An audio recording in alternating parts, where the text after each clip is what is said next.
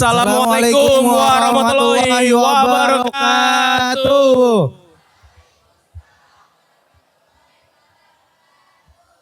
Masya Allah, ini teman-teman Jamil semangat ini ya. Bagi yang berpuasa, masih puasanya lanjut ini ya. Alhamdulillah, terima kasih kepada teman-teman Jamil yang sudah datang. Dan terima kasih kepada tamu undangan. Perkenalkan, saya Billy Piri. Dan saya Noval Arabani. Selama kurang lebih 2 jam ke depan, kita akan mengikuti diskusi publik bersama para narasumber mengenai akal imitasi. Ada yang tahu akal imitasi? AI ada yang tahu AI? AI itu singkatan dari Artificial Intelligence. Tapi itu kan bahasa Inggris ya teman-teman. Nah, supaya lebih mudah dicerna, kami dari Media Tempo menggunakan bahasa Indonesia yakni akal imitasi. Supaya kita semua orang-orang Indonesia bisa lebih paham, lebih cepat akal imitasi. Nah, teman-teman ada yang pernah lihat akal imitasi? Di handphone waktu pulang mondok? Atau yang barusan megang handphone? Nggak ada kan ya? Nggak ada Bang yang megang Masya HP Allah, ini teman-teman Jamil semuanya tertib-tertib ya. Nggak ada yang bawa HP selama mondok. Tadi sempat ngobrol sama Noval nih, panjang lebar nih. Nah, teman-teman, jadi belakangan dengan seiring berkembangnya teknologi, muncullah sebuah program, sebuah konsep yang bernama akal imitasi. Wujudnya banyak, bisa suara, bisa gambar, atau mungkin bisa video. Video adalah audio visual, gambar dan suara. Nah, selama 2 jam ke depan kita akan belajar soal akal imitasi. Jadi kira-kira kita mau ngapain nih Noval nih? Jadi gini Bang, sebagai generasi muda, kita tuh nggak lepas dari yang namanya digitalisasi.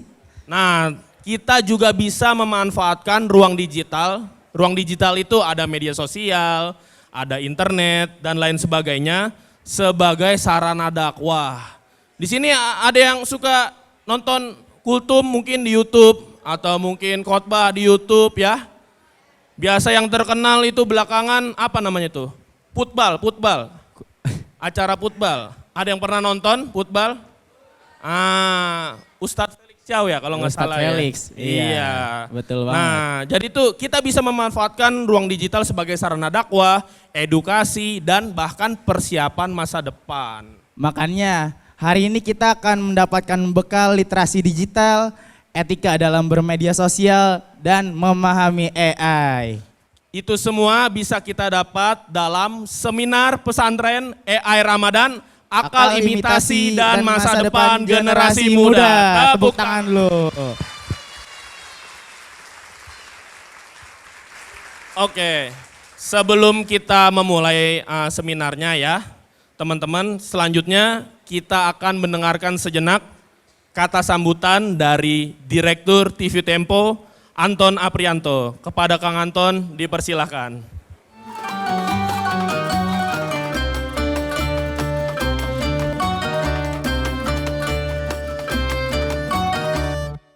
Bismillahirrahmanirrahim.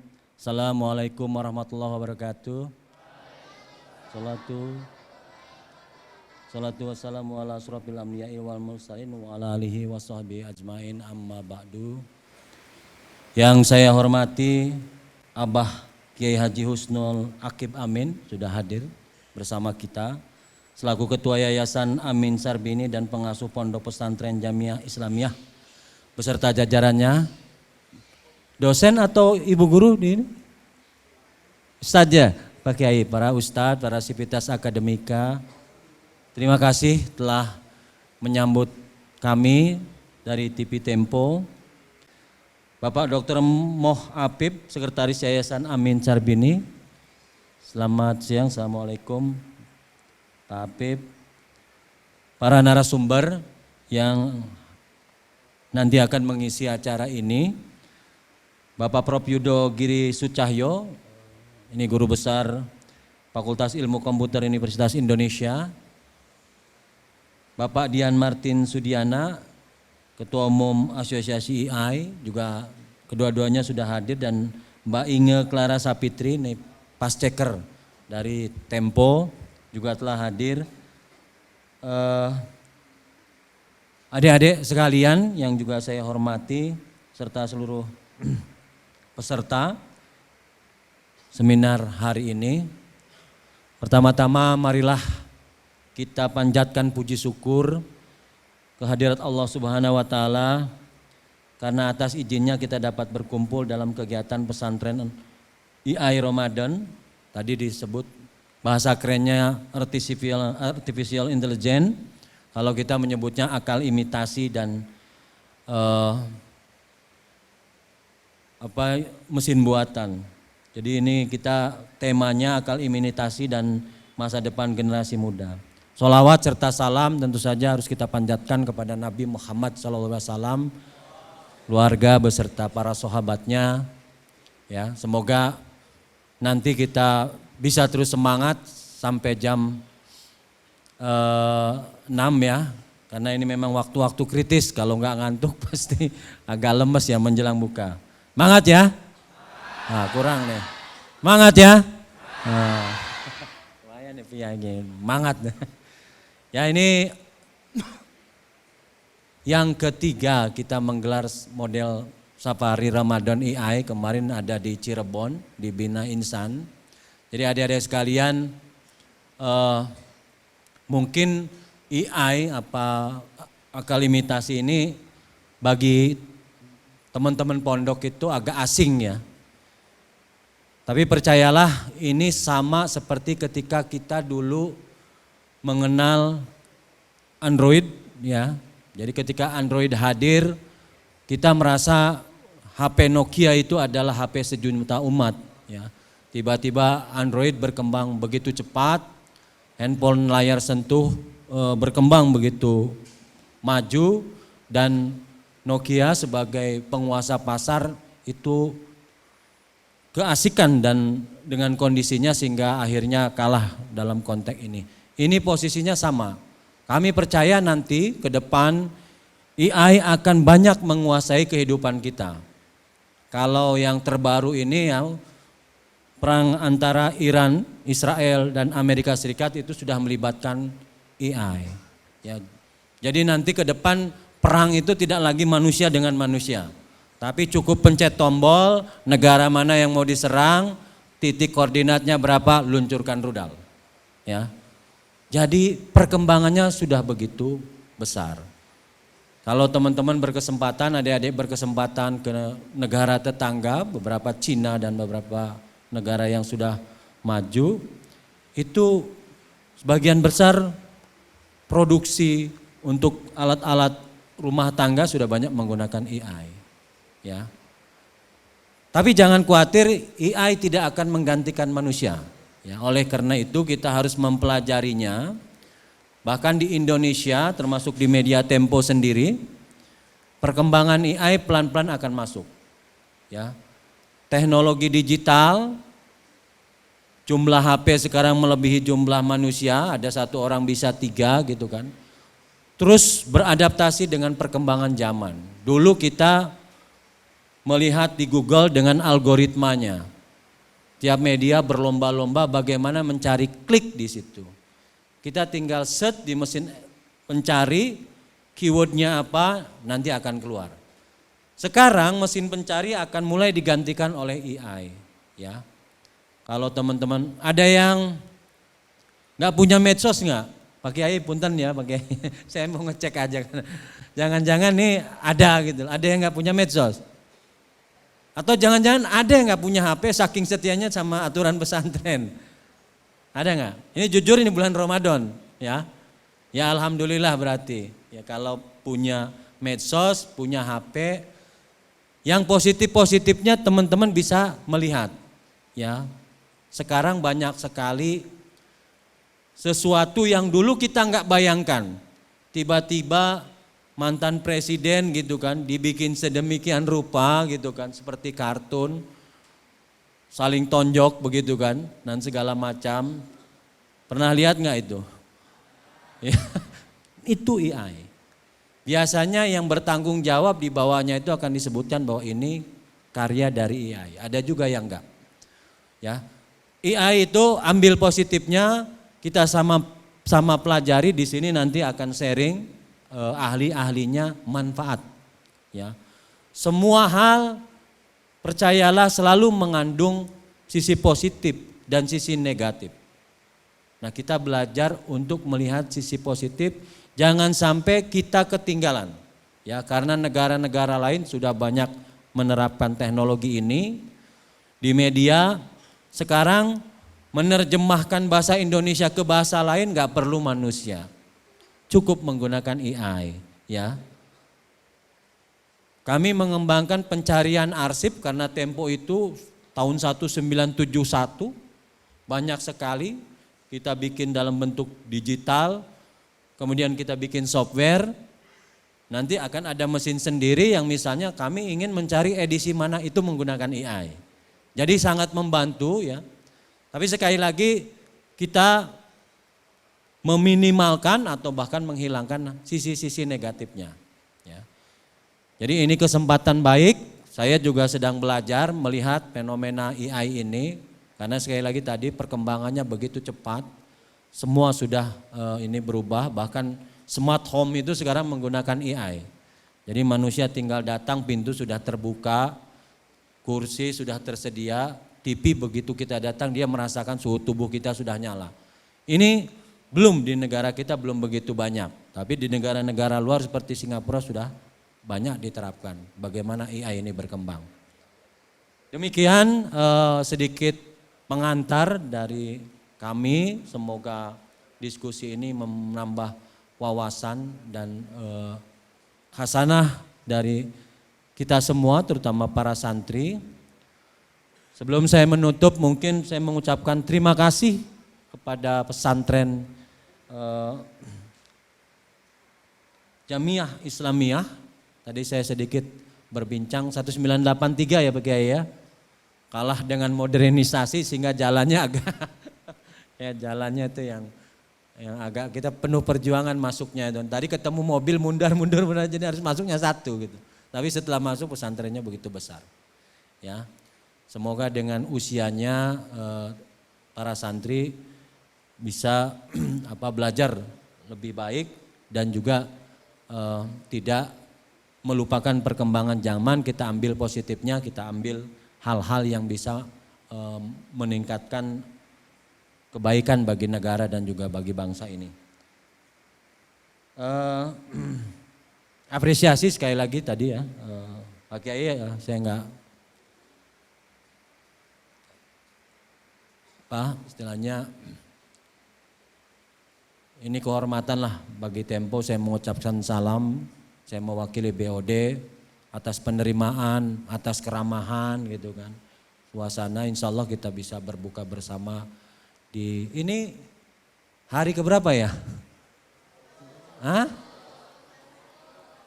21 ya, biasa lebaran sebentar lagi kita ngitungnya kan gitu ya. Cepat sekali ya Ramadan meninggalkan kita, semoga semua amal dan ibadah puasa para santri semuanya diterima dan diberikan pahala ya, yang sebesar-besarnya. Terima kasih.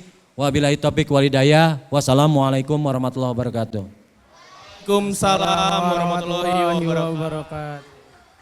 Terima kasih Kang Anton atas kata sambutannya. Jadi tadi benar ya yang disampaikan oleh Kang Anton. Semuanya itu ada sisi positifnya dan sisi negatifnya. Jadi gimana caranya kita mengambil sisi positifnya. Ngomong-ngomong soal akal imitasi, insya Allah kita bisa mengikuti perkembangan zaman. Karena seperti yang diajarkan kepada kita, syarat beragama adalah berakal. Masya Allah. Betul Tepuk banget, tangan. Bang. Selanjutnya Noval.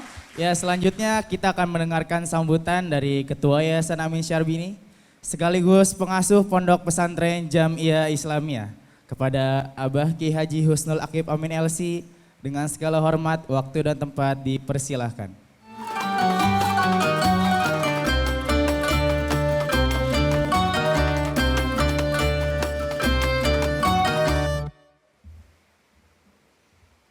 Assalamualaikum warahmatullahi wabarakatuh.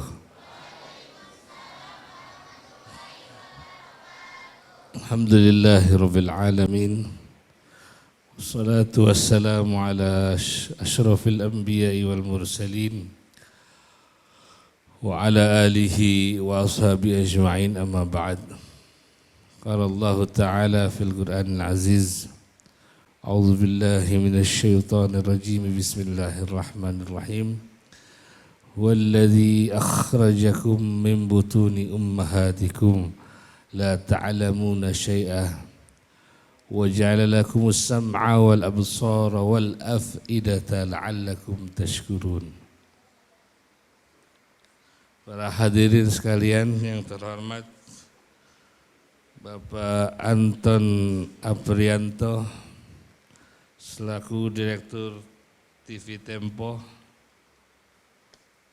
Ibu Dian Martin Sudiana, salah satu narasumber Ketua Umum Asosiasi AI, Ibu Inge Clara Sapitri, maaf Bapak Dian Martin ya, Ibu Inge Clara Sapitri, salah satu narasumber pada sore hari ini, dan yang saya hormati Profesor Yudo Giri Sucahyo. Saya ucapkan pada semua tim dan guru, selamat datang di Pesantren Jamiah Islamiyah. Melihat namanya kalau disingkat jadi JI, Pak. Iya kan? Sebenarnya yang membedakan hanya koma. Kalau JI yang ada itu Jamaah Islamiyah, itu yang dilarang. Tapi JI di sini Jamiyah Islamiyah.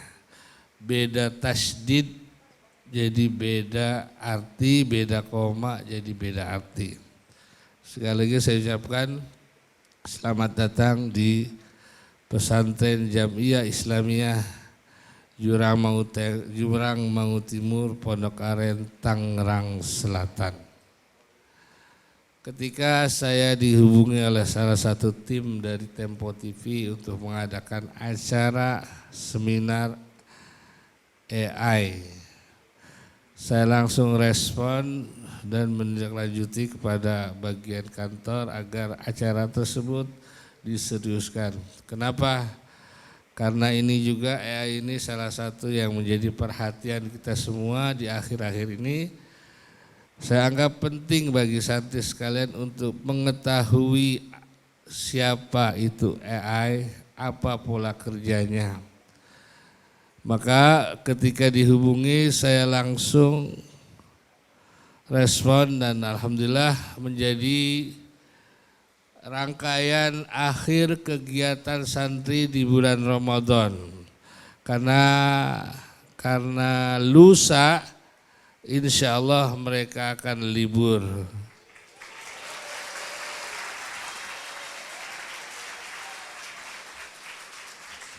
Libur ini satu yang paling dinanti karena bisa makan banyak, tidur enak, main HP bebas, nonton TV bebas. Maka ketika ada kata-kata libur, mereka paling dulu untuk pulang. Kalau datang paling lama. Bapak Ibu sekalian yang dirahmati Allah, mengenai AI dan dunia pesantren saya anggap penting sekali. Kita dalam dunia pesantren punya fakem, satu fakem agar mengikuti zaman itu al-akhdhu bil jadidil aslah, al-muhafazatu al-qadimis salih wal akhdhu bil jadidil aslah. Menjaga tradisi lama yang baik dan mengambil tradisi baru yang lebih baik. Maka kedatangan AI menjadi respon positif juga bagi pesantren, tapi lagi-lagi kita ada satu pakem dalam santri yaitu as-sanadu wal adab. Apa itu sanad? Sanad adalah mata rantai keilmuan yang tidak terputus. Seperti saya belajar kepada guru saya belajar pada guru saya sampai kepada Rasulullah SAW dan itu tercatat Dan ini menjadi fakem kaum santri bahwa IAI bagus, tapi tetap kita punya fakem as-sanad wal adab, mata rantai keilmuan dan adab. Agar mengambil ilmu dari orang yang kita tahu, dari orang yang jelas, sehingga ilmu kita bisa dipertanggungjawabkan dengan sebaik-baiknya. Walhasil IAI ini bermanfaat, tapi harus ingat ada sisi baik dan sisi buruknya. Nanti kita dengarkan dari para pakar-pakar AI bagaimana AI itu bekerja dan bagaimana AI itu mungkin menjadi sisi buruk bagi santri dan bagi kalangan pelajar dan bagi semua orang di masa yang akan datang. Sekali lagi terima kasih saya ucapkan pada tim Tempo dan para narasumber yang sudah berkenan hadir di pojok Tangsel, jalan berliku-liku. Berapa polisi tidur, Pak? Nggak dihitung ya, begitu banyak, lumayan polisi tidurnya begitu banyak. Alhamdulillah sudah sampai di sini. Mudah-mudahan silaturahmi ini berlanjut, tidak sampai di sini. Kita silaturahmi pada acara-acara yang akan datang. Dan kedua, saya mohon maaf nanti apabila penyambutan kami kurang hangat, kurang sopan, kurang adab, saya mohon maaf sebesar-besarnya. Dan mohon maaf nanti apabila dalam buka bersama, dalam buka puasa sajian kami kurang dan lain-lainnya kurang, kami mohon maaf sebesar-besarnya. Sekali lagi, wallahul muwafiq ila aqwamit thoriq. Wassalamualaikum warahmatullahi wabarakatuh. Waalaikumsalam warahmatullahi wabarakatuh. Terima kasih kepada Abah Kiai Haji Husnul Abah, Akram Selsi. mohon atas untuk sambutannya. tetap di tempat. Ini kita ada penyerahan plakat dari TV Tempo. Untuk itu kami kembali mengundang Direktur TV Tempo, Kang Anton Aprianto, untuk menyerahkan plakat kepada Abah Kiai.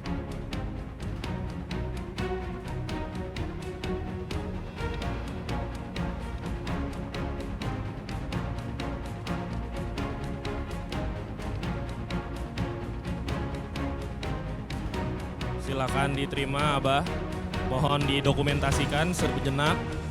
Oke. Boleh lihat ke kamera. Oke. Siap. Kamera, lihat ke kamera. 3, 2, 1. Sekali lagi. 3, 2, 1. Boleh dari HP. Siapa? Andini boleh dari HP. Diabadikan Andini. 3, 2, 1. Sekali lagi 3, 2, 1. Terima kasih.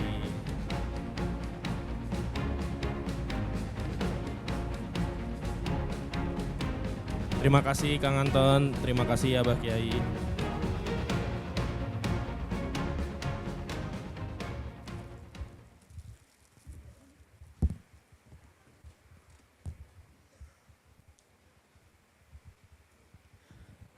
Untuk selanjutnya, mari sama-sama kita dengarkan pembacaan ayat suci Al-Quran yang akan dibawakan oleh Ustadz Abdurrahman Eski. Pada beliau waktu dan tempat dipersilahkan.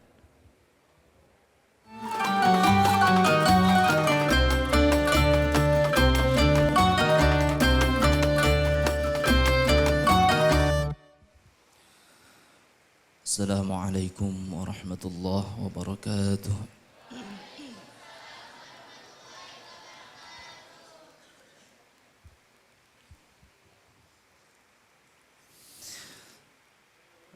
أعوذ بالله من الشيطان الرجيم.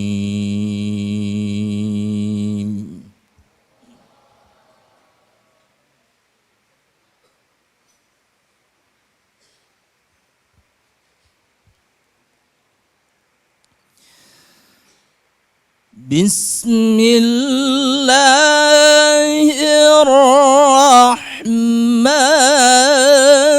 الرحيم.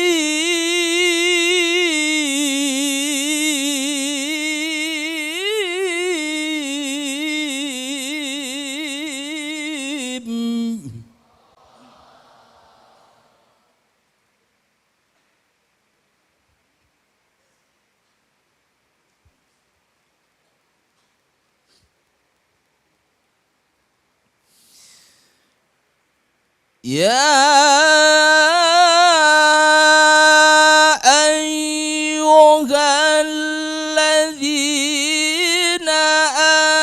آمنوا كتب عليكم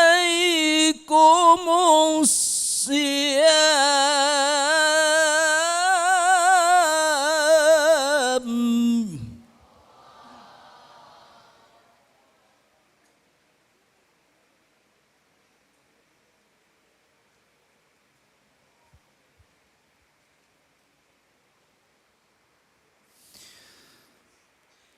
كتب عليكم الصيام كما كتب على الذين من قبلكم لعلكم تتقون.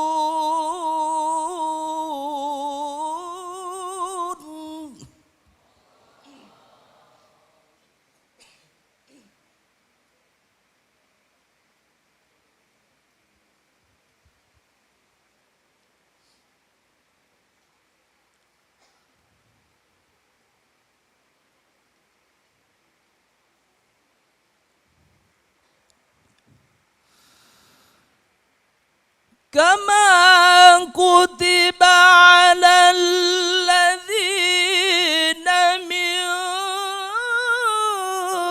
قبلكم لعلكم تتقون.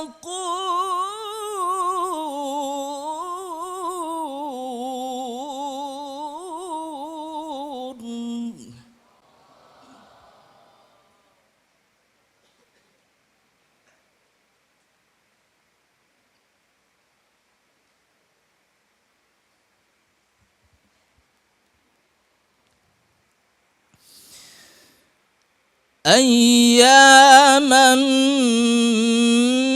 معدودات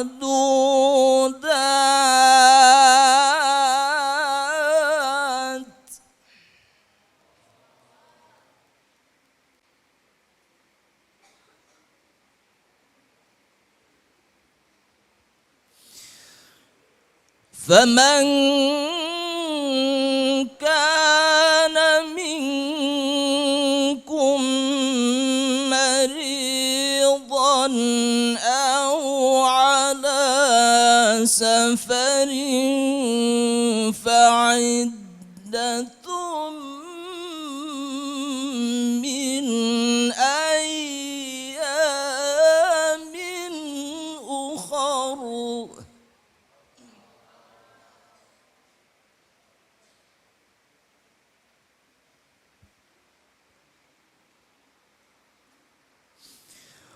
وعلى الذين يطيقونه فدية طعام مسكين.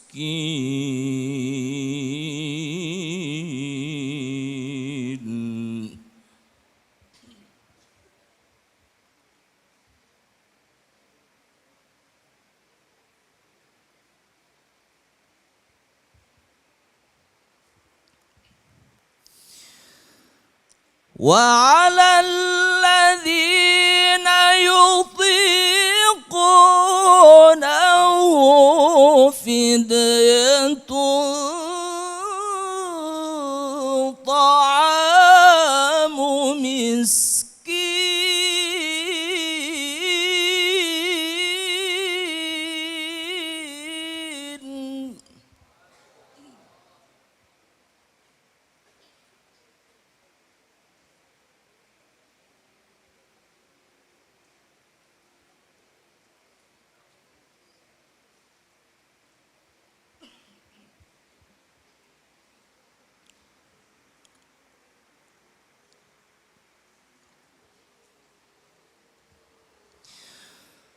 فمن تطوع خيرا فهو خير له وأن تصوموا خير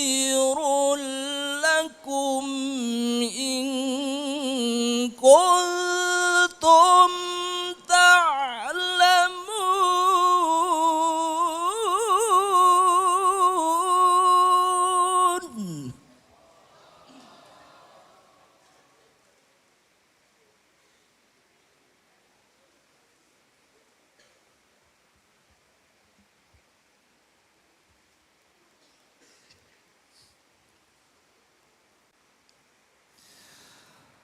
وأن تصوموا خير لكم إن كنتم تعلمون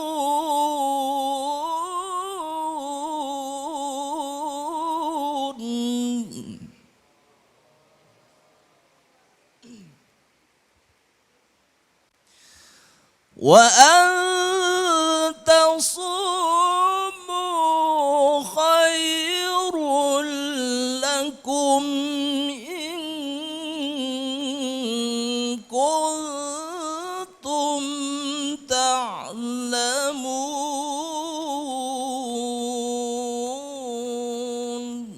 صدق الله العلي العظيم.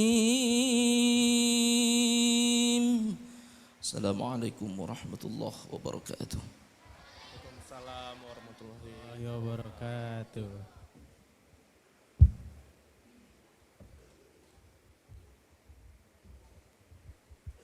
Alhamdulillah telah sama-sama kita dengarkan pembacaan ayat suci Al-Quran. Semoga kita semua mendapat rahmat Allah khususnya bagi yang pembaca dan umumnya bagi kita yang mendengarkan. Amin. Terima kasih. Oke, Naufal, lanjut aja ya. Sekarang kita masuk ke acara berikutnya, yakni sesi diskusi yang akan dipimpin oleh seorang moderator. Ia juga seorang reporter di TV Tempo. Untuk itu saya persilakan untuk bergabung bersama kita semua. Faza Alia, Tepuk tangan semuanya.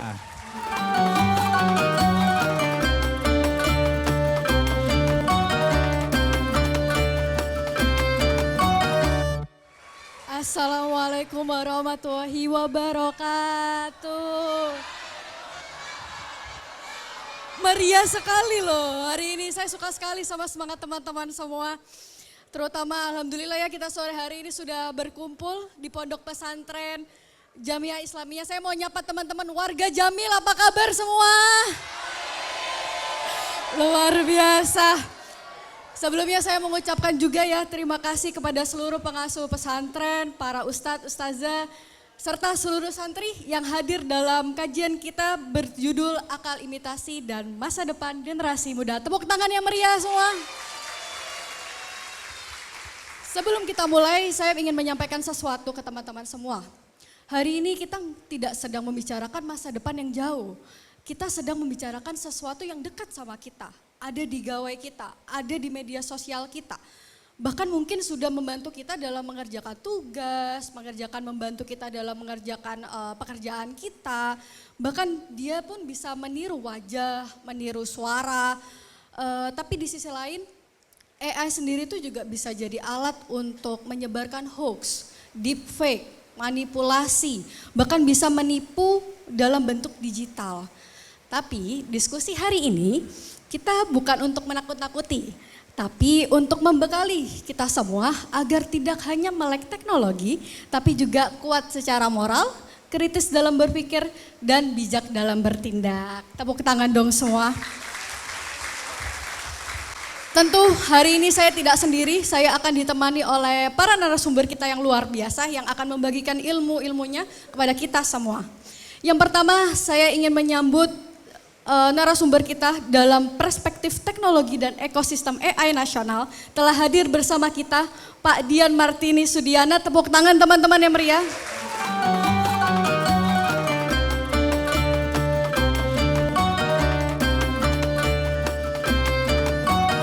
Beliau adalah Ketua Asosiasi Umum AI di Indonesia. Bapak, monggo bisa di sini, sebelah sini? Iya, betul. Iya, mic-nya sudah ada. Selanjutnya, narasumber kita yang kedua, yaitu dari perspektif verifikasi dan fakta di lapangan. Kita sambut Mbak Inge Clara Savitri, fact checker Tembok. Tepuk tangan teman-teman semua.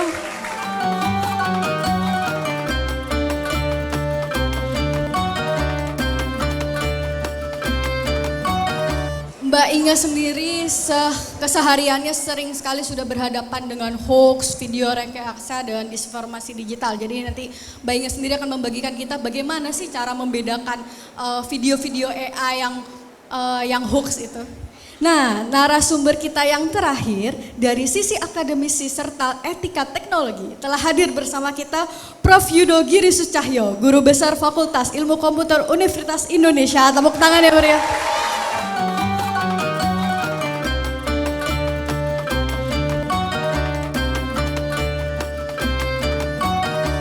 Prof. Yudo sendiri akan memberikan kepada kita perspektif ilmiah dan moral dalam perkembangan AI sendiri. Nah, saya juga mau ikutan duduk juga. Selamat sore Mbak Inge, Pak Dian, Prof. Sebelum saya mulai, saya pengen ngasih fakta yang saya temukan nih teman-teman. Dalam laporan Global Fraud Index 2025 ya, Indonesia itu menempati peringkat kedua dari 112 negara yang paling rentan terhadap praktik penipuan global. Di sini siapa? Bapak ibunya yang suka ngirim video-video hoax di grup WA? Ada nggak? Banyak. Nah, semoga ya setelah diskusi kita kali ini kita bisa ngajarin nih ilmu-ilmu kita ke keluarga kita, ke teman-teman kita gitu ya. Nah, kita langsung mulai saja.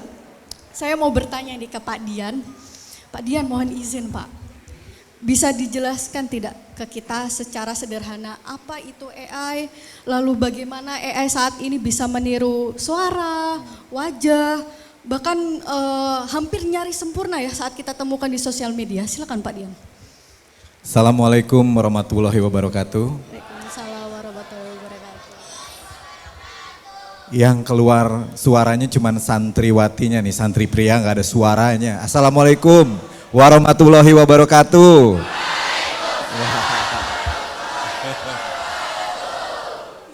Nah itu baru suara pria ya. Dari tadi suara yang wanita yang terdengar. Nah seperti tadi kita sekarang itu melihat AI itu hanya sederhana adalah produksi foto, video, teks. Nah teman-teman semua, AI ini sebenarnya karena kita lagi belajar, kita akan menganalisanya agak luas sedikit. AI itu ada 5 tahapan industri di dalam AI. Yang paling dasar itu adalah listrik, energi. Kalau nggak ada listrik, handphonenya nyala nggak? AI-nya nyala nggak? Nggak ada. Terus kemudian level kedua, ini AI nih semua. Level kedua, kalau lagi beli handphone suka ada chipnya Snapdragon dan lain sebagainya. Pernah lihat ada? Pernah ya? Nah industri AI kedua namanya chip. Yang kita pegang di handphone itu kalau nggak ada chipnya atau chipnya jadul bisa nggak dia cepet? Nggak bisa ya? Nah yang ketiga adalah kita suka bayar paket data nggak? Suka? Nah yang ketiga adalah data center. Ya, jadi AI yang ketiga, lapis industri yang ketiganya adalah data center. Yang keempat, yang teman-teman suka pakai ChatGPT tahu? Apalagi selain ChatGPT? Gemini, terus? Apalagi? Oke, ada di sini yang punya pacar AI? Udah ada yang ditunjuk-tunjuk tuh. Banyak ini Pak Dian kayaknya ya. Banyak ya. Banyak nih yang punya. Siapa yang kalau lagi galau, lagi kena mental, chatnya sama AI bukan sama temennya? Kayak. Nah teman-teman semua yang ini namanya foundation model. Foundation model, itu level 4-nya. Nah kemudian tadi yang suka chat sama aplikasi, karena kalau chat sama aplikasi kita diiyahin melulu kan, bener nggak? Kita dibilang istimewa, kita dibilang emang dianya nggak ngerti kamu. Nah ini namanya aplikasi. Jadi aplikasi yang dibuat di atas foundation model. Jadi yang pertama tadi paling bawah apa? Listrik, energi. Di atasnya lagi apa? Chip. Di atasnya lagi apa? Data center. Di atasnya lagi apa? Di atasnya paling atasnya apa tuh? Aplikasi. Ya. Jadi AI digunakan untuk hal tersebut. Nah, itu tadi adalah industrinya. Itu ketika kita menyebut AI berarti kita sedang nyebut 5 hal sebenarnya.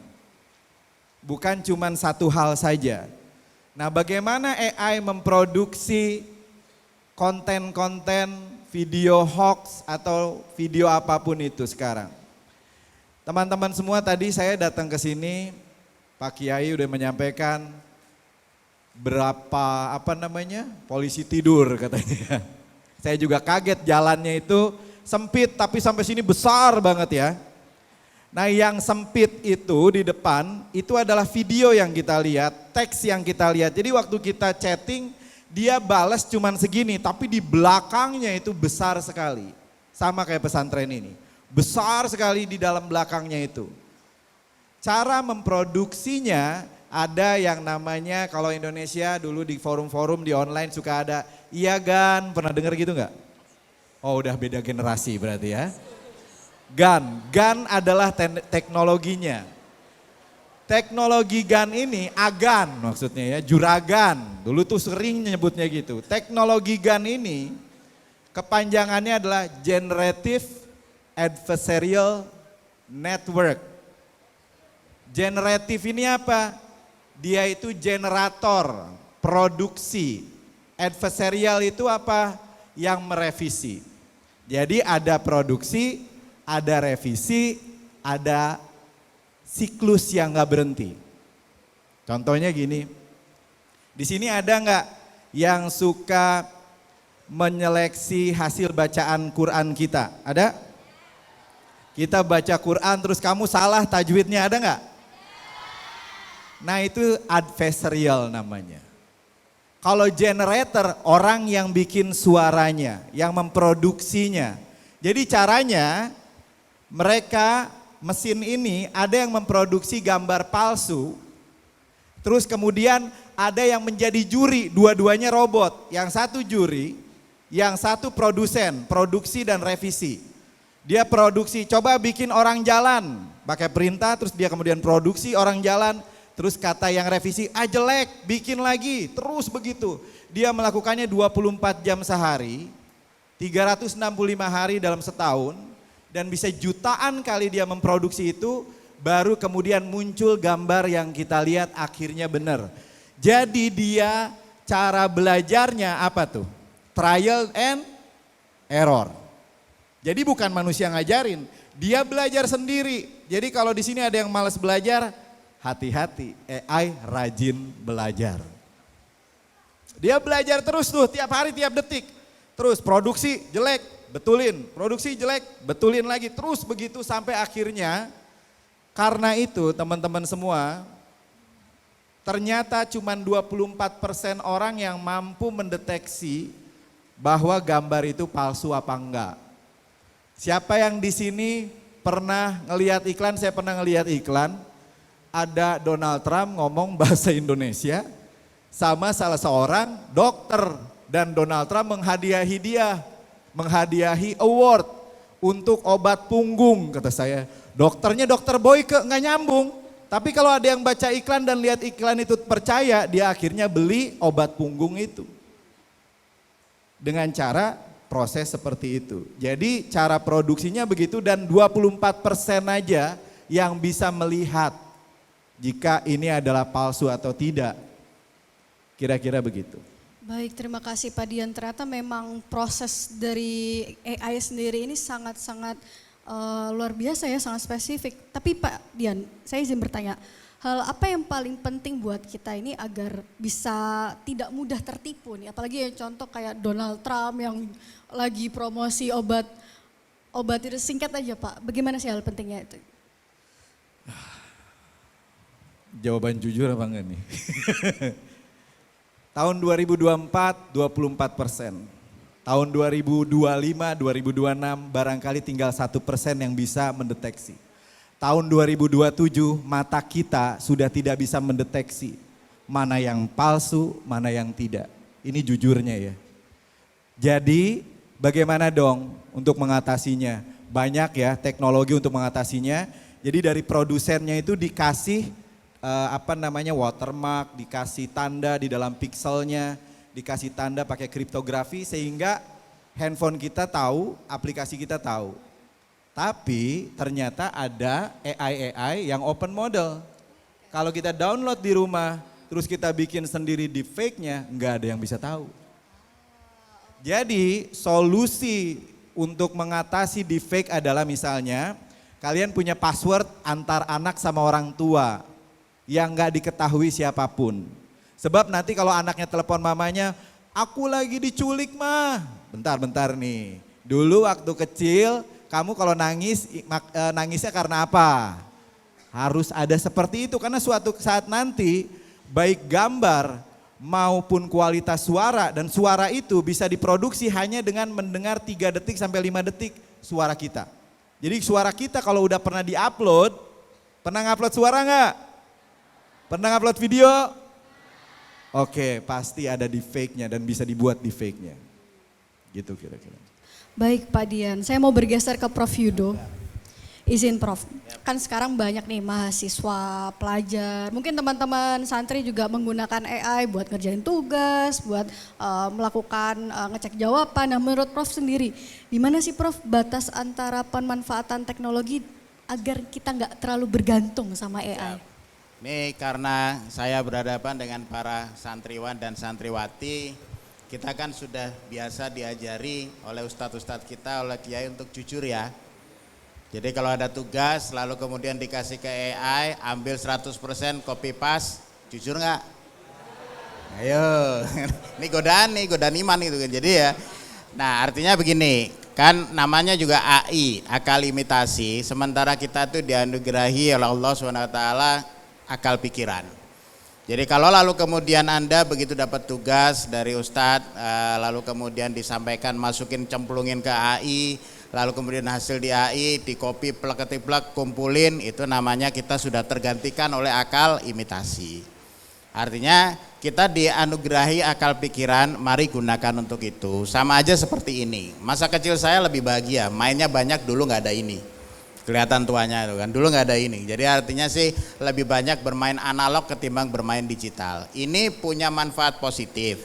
Anda bisa ambil foto, gantiin kamera, gantiin kalkulator, gantiin telepon, bisa nelpon orang tua dan sebagainya. Tapi di sisi lain, Jumat nanti libur, lalu kemudian pulang pada saat makan malam, makan siang atau makan pagi. Kalau Anda lebih fokus ke ini, percayalah orang tua kalian itu kangen sama kalian.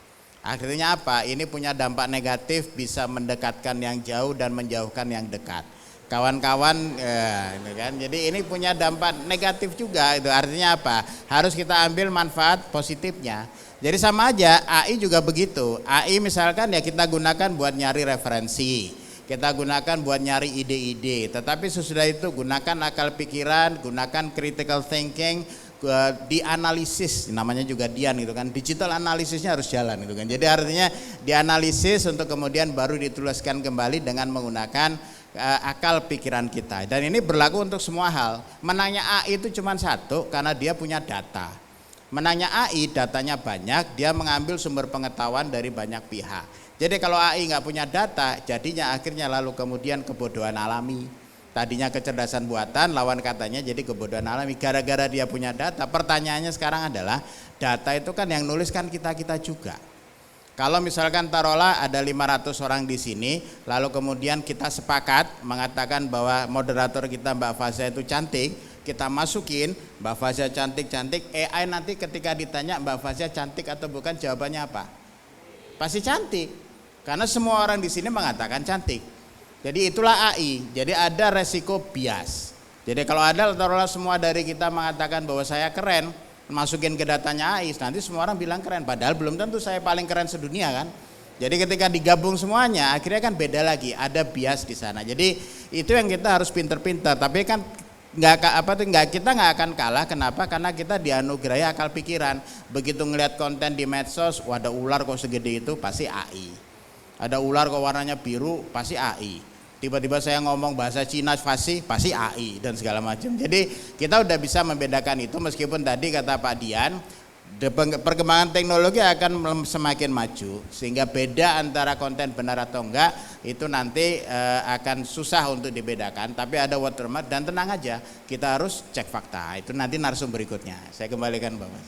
Betul sekali, perlu kita cek fakta. Nah, saya kebetulan mau geser juga ke Mbak Inge. Mbak Inge, dari pengalaman yang Mbak Inge sebagai fact checker, apa sih perubahan yang paling terasa di ruang digital sejak ada hadirnya AI generatif? Silakan Mbak Inge. Oke, kalau di dunia pemeriksaan fakta, jelas dengan hadirnya AI dan yang semakin canggih ini, konten-konten yang kita dibang atau kita periksa faktanya itu didominasi sama konten AI generatif dan deepfake gitu. Jadi dari yang tahun 2024 kita hanya menemukan 75 konten di satu tahun, 2025 dalam satu hari kita bisa full yang kita cek itu kontennya hasil AI gitu. Apalagi ada isu-isu khusus ya, seperti kemarin ada bencana, terus sekarang sedang ada perang di Iran melawan Israel Amerika. Nah itu konten AI generatif, deepfake itu semakin banjir sih di dunia maya gitu. Jadi semakin banyak ya, malah kita temukan di sosial media saat ini video-video yang bersebaran generate AI ya Mbak Inga ya. Oke, saya mau bergeser ke Pak Dian. Pak Dian izin, deepfake sekarang kan makin realistis ya Pak. Makin bisa kita sulit membedakan apakah ini asli apa enggak. Nah, seberapa bahayanya nih Pak buat terutama untuk masyarakat Indonesia saat ini untuk deepfake yang realistis ini? Beberapa waktu yang lalu saya menyaksikan ada sekelompok komunitas korban deepfake di salah satu bank terbesar di Indonesia, di mana tahapannya adalah mereka ditelepon dan yang telepon kepala cabang banknya pakai deepfake untuk mentransfer uangnya. Sudah terjadi di Indonesia dan itu 1-2 tadinya. Komunitas ini tidak muncul karena masih tersebar kejadiannya. Lalu akhir 25 mereka berkumpul bikin komunitas. Dan bank terbesar itu juga jebol. Padahal harusnya ya sampai dia tahu kepala cabang di mana dia nabung gitu. Sebegitunya. Barangkali di antara kita atau siapa yang pernah punya pengalaman pribadi atau temennya ketipu sama deepfake, ada nggak? Nggak ada, oke tambahin jadi doa tahajud ya, biar nggak ada terus. Karena di Eropa sendiri ada kasus di perusahaan namanya Aru, di mana seseorang ditipu dengan video conference satu perusahaan utuh jajaran top manajemen. Jadi jajaran top manajemennya semua palsu, presiden direktur palsu, manajemennya palsu dan lain sebagainya ditipu. Lalu bagian keuangannya diminta transfer senilai 400 miliar. Dan dia transfer 400 miliar ke grup orang palsu. Jadi nipunya tuh rame gitu nipunya. Tahun 2024 ada interview 300 orang. 300 orangnya palsu semua kerja di Amerika. Dan 300 orang ini adalah agen mata-mata Korea Utara. Dan diterima di Amerika dapat gaji dan lain sebagainya. Jadi dampaknya memang pasti terjadi, tapi beberapa orang kan berpikir barangkali itu biasa saja atau apa. Jadi sudah terjadi di lapisan masyarakat di mana-mana sedang terjadi hal ini dan bahaya sekali. Bayangkan ya itu di Amerika 450 miliar dan Indonesia di US dollar. Dan kita di Global Fraud Index menjadi yang kedua. Ya semoga saja tidak ada ya di Indonesia ini semoga masalah-masalah seperti itu ya. Tapi kalau saya sendiri pun sering menerima telepon tuh Pak, kayak gak ada suara, Tapi kalau kata orang-orang, kalau kita ngomong halo, itu bisa digenerate ya sama mereka ya. Itu pun ada. Dan banyak kasusnya saat ini. Itu ya teman-teman. Saya mau bergeser ke Prof Yudo. Prof izin, dalam Islam kan kita mengenal tabayun ya. Kita harus memverifikasi dulu apa yang kita temukan gitu. Nah di era scrolling yang cepat ini Prof, seperti apa sih caranya biar kita bisa menerapkan tabayun itu sendiri? Mau di fake atau fake-nya itu bisa wajah atau bisa juga voice, ujung-ujungnya para yang melakukan itu pasti minta sesuatu. Biasanya adalah uang. Dulu kan pernah terkenal mama minta pulsa. Oh, sekarang udah nggak laku jualan itu, harus ganti pakai AI gitu kan. Jadi kan sama aja kalau lalu kemudian Kang Dian nelpon saya. Terus ini Kang Dian yang palsu nih pakai AI. Kan wajahnya kan beliau kan tokoh publik, pasti gampang lah wajah muka macam. Lalu kemudian tiba-tiba ujung-ujungnya mau minta ke saya uang taruhlah misalkan berapa juta itu kan. Mau tabayun gampang. Saya telepon aja, pakai nomor teleponnya Kang Dian yang terdaftar di sini gitu kan. Atau pakai kontak lain. Tadi kamu kontak aku mau misalkan taruhlah minjem duit 5 juta, 10 juta. Benarkah kamu? Itu salah satu cara.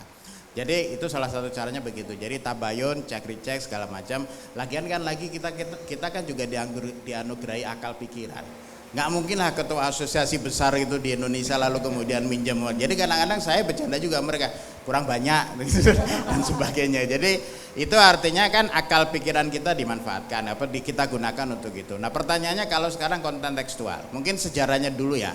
Dulu saya masuk UI tahun 89, itu apakah belajar AI? Ada.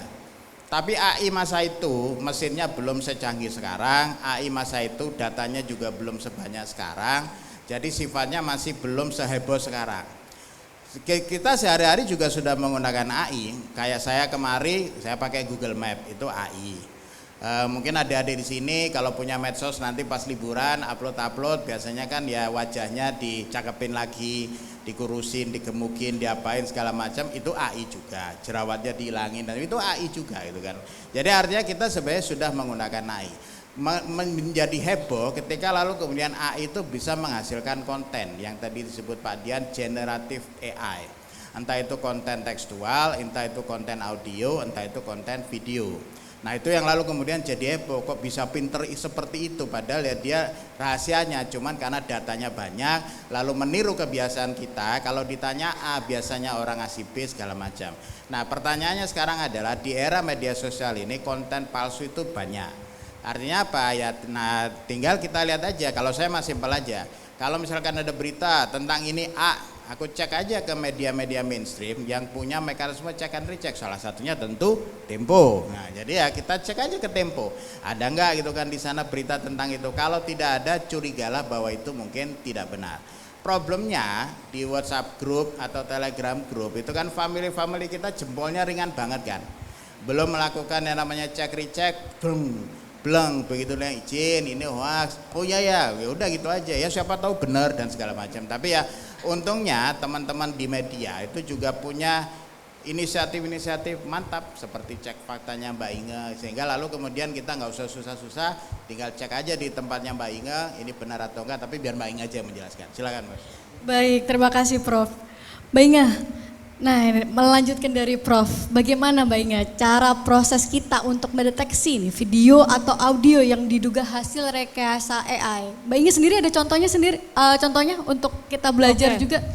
Ada sih sebenarnya, mungkin biar coba nih, apakah teman-teman sudah bisa membedakan secara singkat ya, boleh di... Oh ini ada di layar, teman-teman boleh lihat di layar, ada di TV Plasma. Nah ini video ini viral banget di saat bencana. Menurut kalian apakah ini videonya asli atau palsu? Coba diperhatikan. Ada yang bisa jawab, mau maju? Ada yang bisa menebak? Sekalian jelasin silakan. Kalau misalnya asli ya udah. Sini nggak apa-apa. Mau maju? Kalau misalnya mencurigakan bagian mana yang teman-teman mencurigakan? panitia mungkin yang kakak ini mau kan? Ini tadi yang depan angkat tangan. Ya depan tadi. Ada mic? Oke. Ini saya yang samperin ke sana aja kalau gitu ya. Halo Kak, boleh sebutkan namanya dari kelas berapa sambil berdiri mungkin?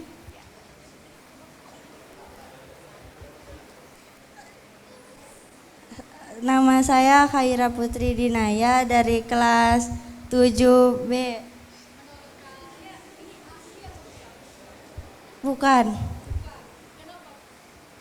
Karena mengandung AI.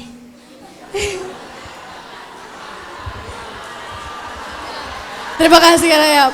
Baiknya benar berarti ini. Ini AI apa bukan, Mbak? Ada lagi mungkin yang bisa menemukan. Ada teman-teman lagi yang Tadi kan mau katanya mengandung AI. Bagian ada pendapat mana, lain mungkin teman-teman? Bagian mana? Ada yang angkat tangan, silakan mau angkat tangan. Para santri silakan mau. Oh ayo, boleh teman-teman panitia mungkin boleh dibantu mic-nya. Ya. Boleh.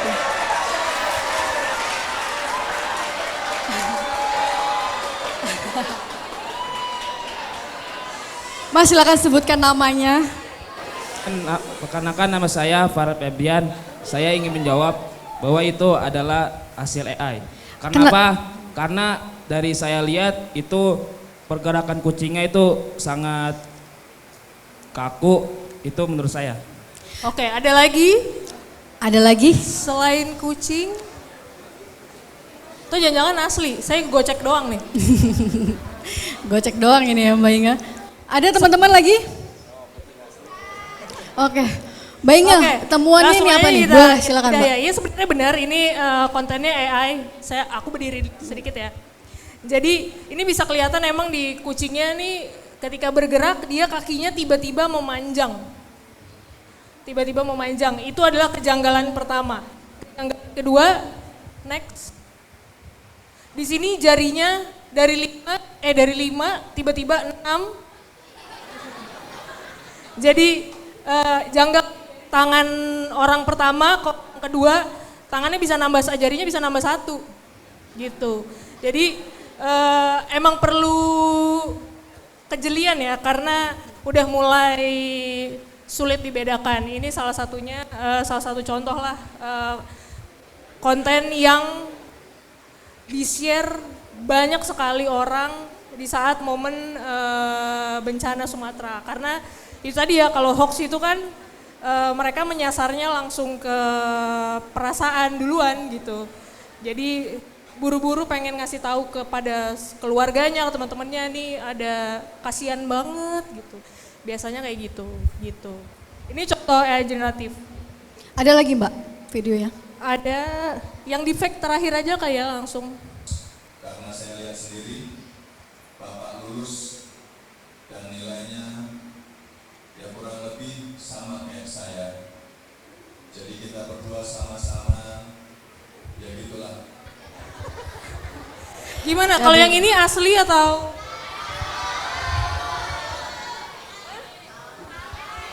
Palsu ya? Kelihatan ya? Dari mana kelihatannya?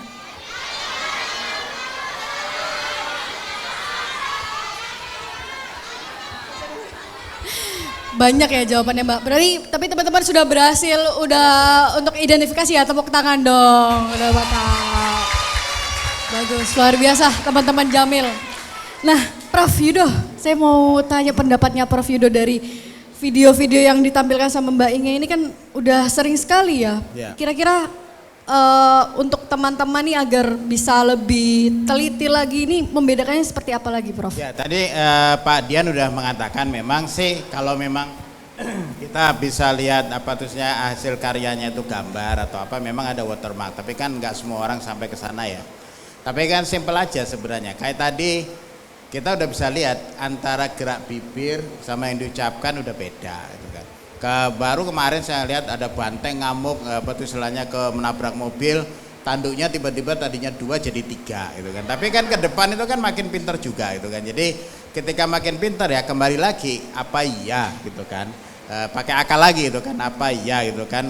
Wapres mengatakan demikian udah jelas enggak gitu kan. Tapi ya selain itu kan tinggal kita cek aja nanti enaknya itu adalah hidup di Indonesia. Teman-teman penggiat baik dari media, ada beberapa komunitas termasuk Komdiji itu kan juga punya namanya anti hoax, cek fakta dan segala macam, ya kita bisa lihat ke sana. Tinggal pertanyaannya adalah kalau di grup keluarga, entah itu WhatsApp atau Telegram, kan seringkali juga saudara-saudara kita tidak melakukan itu. Jadi kita yang dianugerahi akal pikiran, kalau punya kemampuan untuk ngecek fakta, lihat aja ke sana. Itu biasanya mereka punya daftarnya. Yang ini dan itu sama, cek kembali ke media-media yang sifatnya mainstream. Hati-hati, media online juga nggak semuanya lalu kemudian kontennya benar juga. Jadi saya biasanya ngeceknya ke media mainstream, Tempo salah satunya. Gitu kan. Prof, izin Prof, dari sisi etika dan regulasi nih ya, apa sih tantangan moral yang paling mendesak dalam perkembangan AI saat ini? Ya, jadi dari etika dan regulasi, oleh karenanya pemerintah kan juga perlu hadir untuk melindungi masyarakatnya. Jadi memang kan tugasnya pemerintah satu, menumbuhkan industri, memajukan ekonomi, kesejahteraan umum, apa yang ada di pembukaan Undang-Undang Dasar 45. Tapi pertanyaannya kan juga harus juga melindungi masyarakatnya. AI sih kalau cuman buat senang-senang, taruh atau bermanfaat positif, nanti kalau kita belanja di supermarket atau belanja baju, ketimbang masuk ke fitting room, susah ganti baju segala macam, taruh aja nih ada layar pakai AI, kalau saya pakai baju ini kira-kira seperti apa, itu kan enak, gak ribet gitu kan. Termasuk waktu itu ada aktor yang meninggal dunia pakai AI, lalu kemudian filmnya jadi selesai, itu manfaat positif. Nah ketika lalu kemudian AI udah mulai dijadikan untuk yang seperti tadi, atau nanti mendekati pemilu, makin banyak konten gitu kan, mendekati pilkada segala macam, sudah mulai memecah belah bangsa, kesatuan kita dan sebagainya. Nah disitulah pemerintah mulai perlu ngatur. Apa yang diatur? Sebentar lagi, pengennya sih tahun ini segera keluar, itu akan ada Perpres, produk hukum 2 lah, satu terkait dengan peta jalan kecerdasan artifisial, satu lagi terkait dengan etika dalam penggunaan AI. Nah jadi kalau sudah nanti etikanya udah ada di sana, contoh etika ya, misalkan kalau misalkan bahwa AI itu harus aman, AI itu harus lebih berkiblat atau berpusat kepada manusia, lalu kemudian tidak sepenuhnya menyerahkan kepada AI, harus ada faktor manusianya di sana, lalu kemudian harus transparan. Jadi kalau misalkan ada orang mengajukan kredit ke bank, banknya lalu nggak bisa bilang, oh nggak bisa Pak, Anda mendapatkan pinjaman, kenapa? AI bilang begitu, nah, nggak bisa. Nanti harus bisa menjelaskan kenapa AI bisa bilang begitu. Itu yang namanya kalau dalam teorinya AI yang dapat dijelaskan atau explainable AI. Ada lagi trustworthy AI yang bisa dipercaya. Nah ini mulai diatur. Eropa sih sudah mengeluarkan yang namanya undang-undang AI. Kalau di kita produknya nanti akan sebentar lagi keluar terkait dengan etika. Mungkin dalam beberapa tahun ke depan kita akan ada undang-undang terkait dengan AI. Tapi paling tidak kalau misalkan ada tindak penipuan kepada masyarakat menggunakan AI, di Undang-Undang ITE itu kan ada menyebutkan istilah agen elektronik. Jadi ini pun juga sebenarnya juga masuk di dalamnya adalah AI juga. Jadi ya paling tidak dari sisi regulasi harus ada, tetapi di atasnya adalah etika harus kita utamakan, yang membedakan mana yang baik dan mana yang buruk, mana yang boleh dikerjakan dan mana yang tidak boleh. Baik, terima kasih Prof. Mbak Inge, dalam praktiknya ya, apa sih dampak sosial yang paling nyata dari penyalahgunaan AI sendiri? Oke, kalau dampak sosial pastinya kepercayaan ya. Kita jadi sulit percaya akan semua informasi dong gitu. Sebenarnya kalau di pemeriksaan fakta justru ada satu tantangan baru, yaitu adalah ketika orang menjadikan AI menjadikan AI sebagai alasan untuk cuci tangan atas tanggung jawabnya.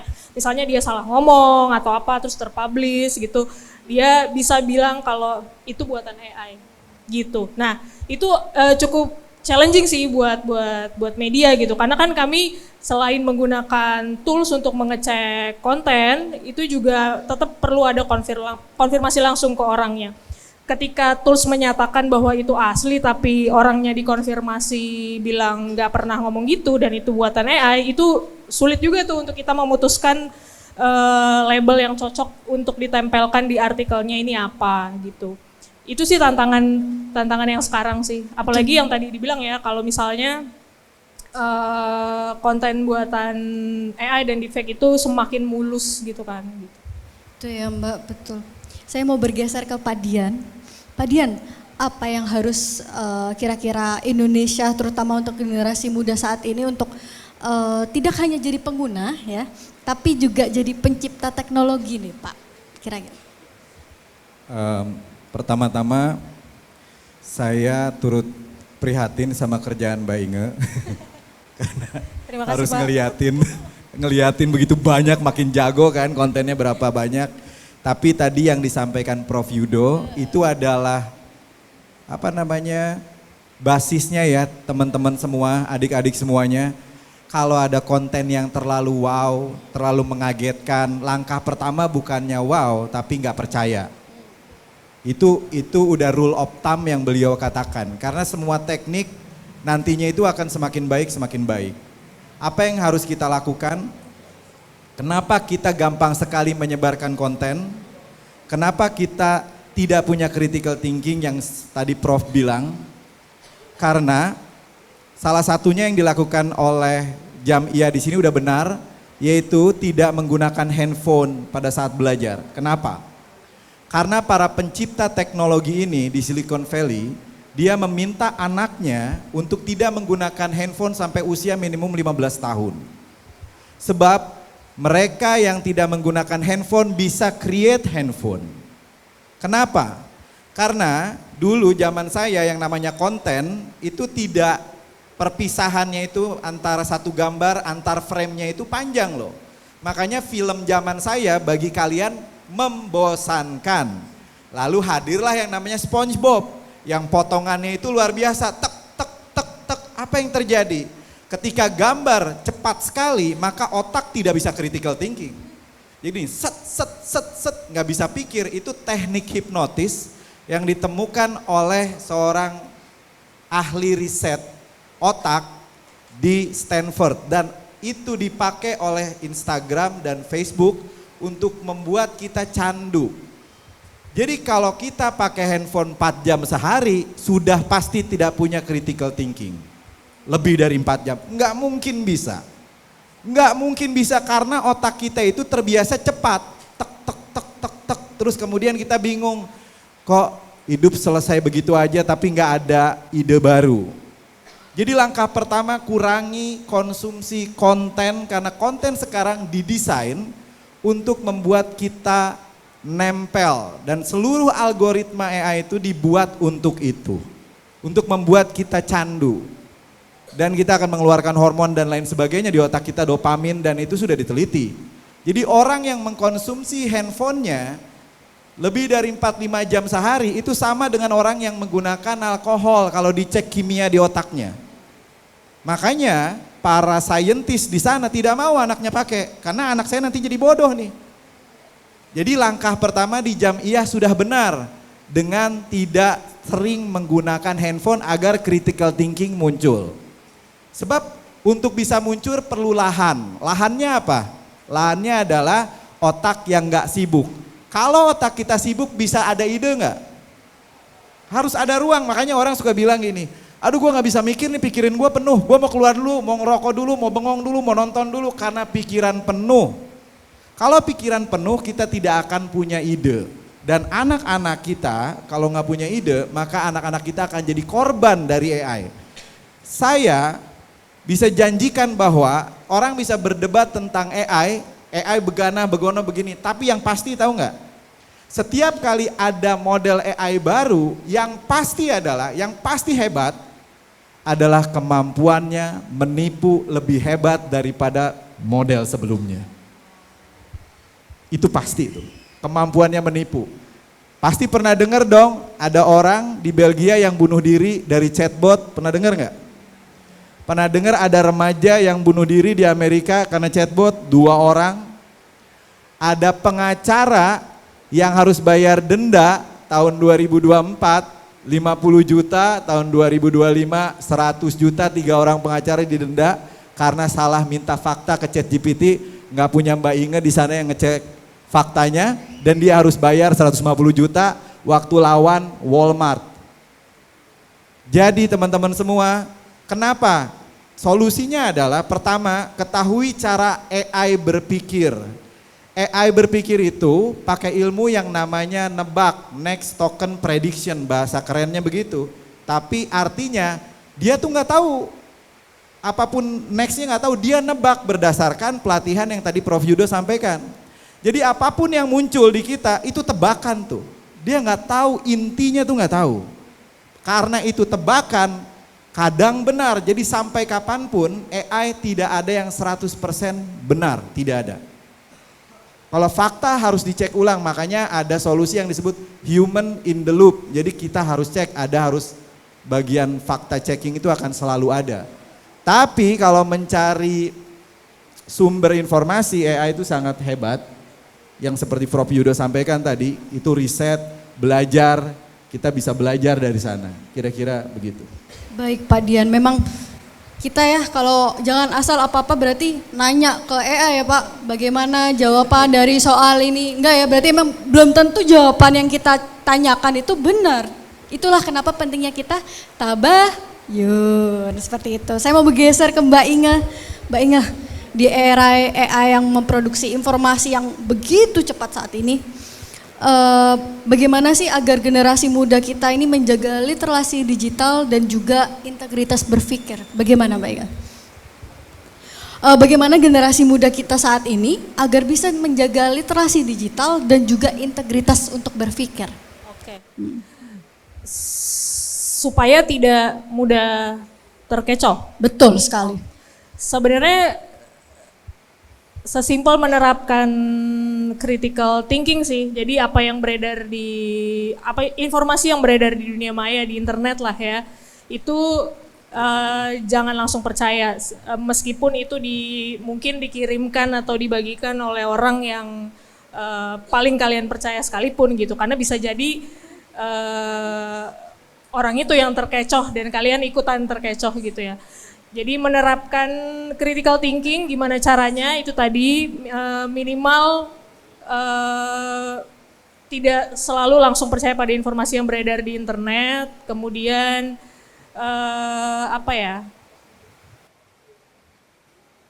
sesimpel sebenarnya gini sih, kalau tadi juga Prof Yudo udah sempat mention ya, sesimpel tinggal cek aja kalau kalian ada rasa hampir sangat percaya, cek di media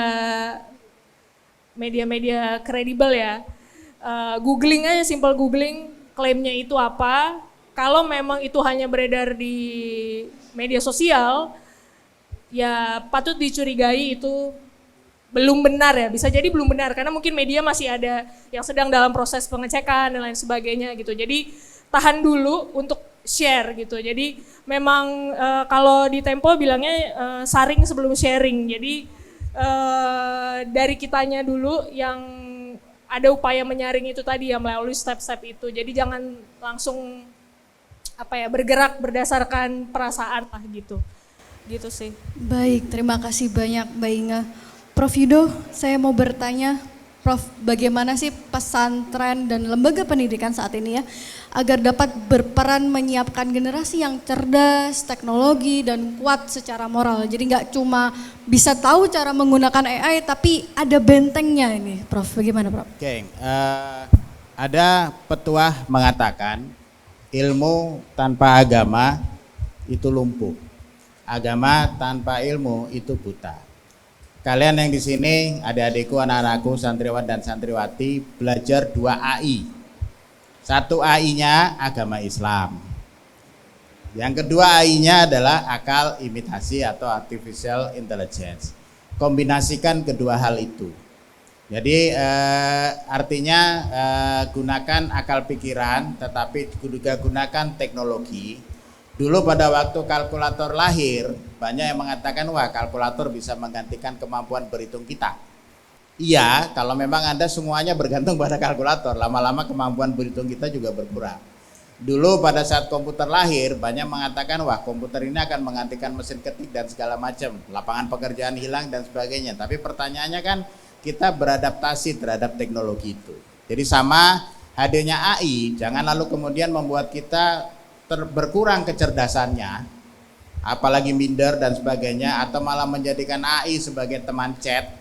Padahal di sini ada banyak santri senior, ada banyak guru, ada abah nunu dan segala macam, ada orang tua kalian untuk tempat berkeluh kesah. Jadi padukan antara hal yang analog tidak digital dengan hal yang digital. Teknologi itu hadir hanya untuk membantu kita. Dan negeri kita ini akan luar biasa. Di tahun 2045 kita akan menjadi Indonesia emas. Pada saat itu saya usianya sudah 70 tahun lebih, udah pensiun, tinggal menyaksikan bagaimana kemajuan Indonesia. Ini adalah saatnya untuk kalian. Dan banyak-banyak belajar. Dari ini Anda bertemu dengan Pak Dian dari Asosiasi AI, temannya pasti banyak. Networking itu perlu untuk kemudian, artinya memang betul untuk sukses, satu kita harus kerja keras, dua harus doa, yang ketiga orang pada bilang ordal. Tetapi ordal itu sebenarnya adalah network. Berjejaringlah, berkawanlah dengan banyak orang untuk kemudian nanti Anda menjadi generasi yang cerdas dan generasi yang sukses, karena Indonesia akan menjadi negara yang luar biasa. Amin ya robbal amin. Teman-teman, kita akan memasuki segmentasi question and answer. Jadi teman-teman yang mau bertanya silakan langsung ke para narasumber. Kita buka 3 sesi pertanyaan. Silakan, ada teman-teman yang mau bertanya mungkin? Ada hadiahnya loh kalau bertanya. Wah, itu ada satu. Nanti singkat aja Mas pertanyaannya, lalu pertama sebutkan nama dan langsung pertanyaannya. Teman-teman panitia mungkin bisa bantu. Yang mau bertanya silakan, boleh dibantu berdiri Mas. Ya. Oke.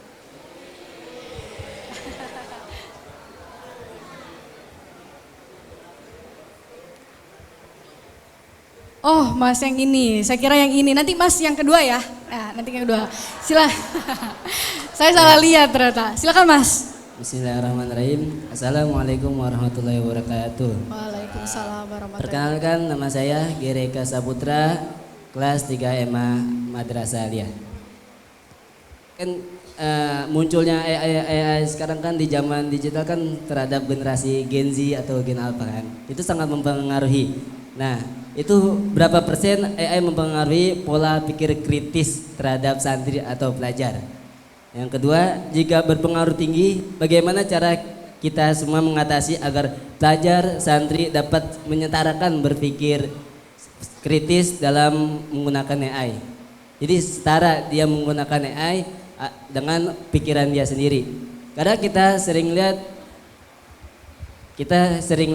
AI santri-santri sekarang pelajar kalau misalnya ada tugas atau dikasih makalah gitu, kita sering mengandalkan AI tanpa kita ada inovasi di diri kita sendiri. Sekian dari saya. Wassalamualaikum warahmatullahi wabarakatuh.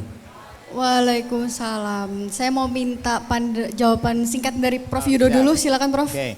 Oleh karena itu, kalau para guru atau kiai atau dosen-dosen meminta Anda untuk tidak menggunakan gadget, entah itu handphone, entah itu laptop, jangan marah dulu. Karena itu sebenarnya untuk melatih kemampuan berpikir kritis Anda. Jadi mungkin saya jelaskan dikit. Ada di 2026 ini ada beberapa soft skill yang Anda harus kuasai. Yang pertama, kita harus ini biasanya nggak diajarin di kuliah. Kuliah mengajarkan hard skill, tetapi soft skill itu kita sendiri. Yang pertama adalah Anda harus bisa menjadi orang yang bisa adaptif terhadap perkembangan teknologi. Dan rasanya manusia sudah terbuktikan dari mulai revolusi industri 1, 2, 3, 4 dan seterusnya. Yang kedua adalah Anda harus punya namanya emotional intelligence. Dan kalau kita ngelihat hidup di negara Indonesia dengan berbagai macam suku bangsa, ini yang namanya emotional intelligence perlu banget untuk kemudian kita bisa terampil dalam berkomunikasi, terampil dalam berhubungan dengan orang lain dan sebagainya. Tadi yang sudah disebutkan critical thinking, berpikir kritis.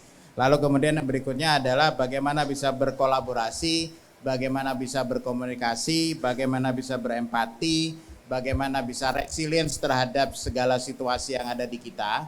Dan kalau kita menguasai hal itu, maka insya Allah tetap dengan bekerja keras dan dengan doa, Anda akan bisa menjadi orang yang sukses di kemudian hari. Latihannya di mana? Ya masa sekolah ini. Jadi jangan ngedumel dulu kalau lalu kemudian guru, dosen memberikan tugas lalu meminta Anda lepas dari HP, lepas dari gadget dan sebagainya. Ujung-ujungnya buat Anda semua. Nggak ada guru yang berniat jahat. Ujung-ujungnya untuk Anda semua.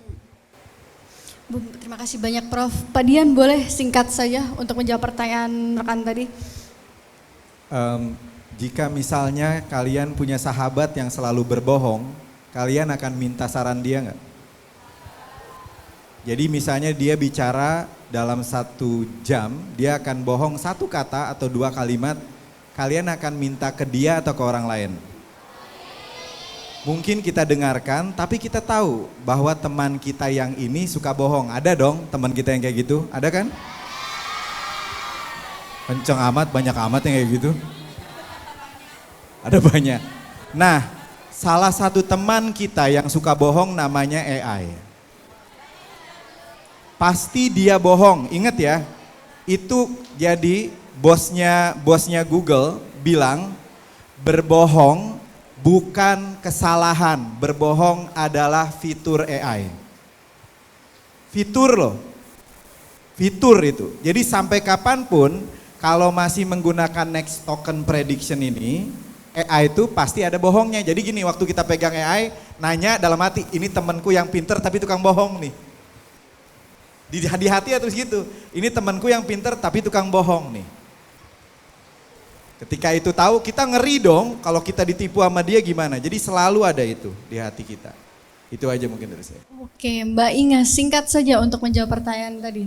Oke, kalau menurutku mungkin AI ini jadi otak cadangan kita gitu. Jadi ya kalau mentok banget mungkin nyari ide oke lah, tapi keputusan tuh jangan jangan semua yang dikatakan AI itu diyakini sebagai kebenaran ya, karena tadi ada Pak Dian juga bilang kalau itu kebohongan di AI itu adalah fitur gitu. Terus mungkin aku ini aja kali, kalau untuk para santri kan teman-teman kan pasti belajar ilmu hadis gitu, tahu mana sanad yang jelas gitu. Jadi kalau menemukan informasi gitu setidaknya tanya ini tuh sanadnya dari mana, sumbernya kredibel apa enggak, dari situ dulu sih gitu. Seperti itu ya Mbak Inga. Oke, penanya kedua silakan, tadi Mas yang pakai baju putih, monggo boleh berdiri. Sebutkan nama dan pertanyaan singkat aja Mas.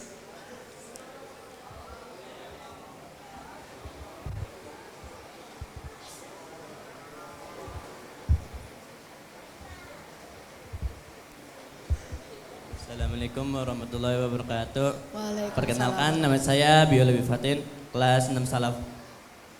Jadi itu AI itu yang ciptain itu siapa? Dari dulu tuh saya tuh kayak bingung yang nyiptain AI itu siapa? Dari AI yang satu ini dan AI yang lainnya tuh kayak gimana? Itu jadi tuh kayak manusia tuh terpacu kepada AI itu siapa sih penciptanya? Dah itu, sekian. Oke, luar biasa pertanyaannya. Memang kita perlu tahu ini siapa sih penciptanya. Saya mau langsung ke Pak Dian. Langsung ke Pak Dian ya Pak. Siapa sih Pak pencipta AI sendiri? Kamu kesel banget kayaknya ya. Jadi ribet kita semua ya. Sejarahnya panjang sekali, dari julus sekali disebutnya automaton itu. Jadi otomasi. Tapi kemudian dulu sempat ada mesin yang namanya Deep Blue. Jadi ada perkembangan gitu. Terus stop karena nggak ada uangnya. Suatu ketika pencipta AI, Godfather AI yang baru saja memenangkan hadiah Nobel, Geoffrey Hinton itu, orang tuanya bukan orang komputer, orang tuanya psikologi, behavioral psikologi.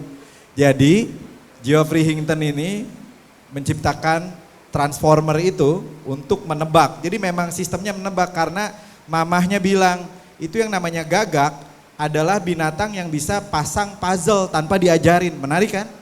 Jadi burung gagak tuh bisa pasang puzzle tuh tanpa diajarin. Bagaimana?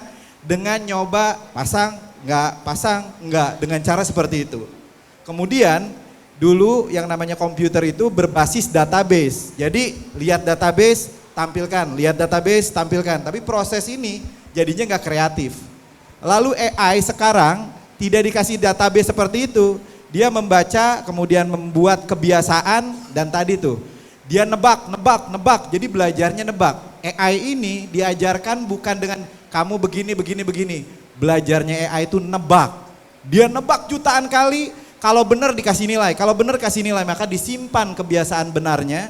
Tapi tetap ruhnya dia Ruhnya dia adalah tukang tebak. Jadi yang nyiptain panjang banget dari zaman baheula sampai sekarang. Susah nyalahinnya.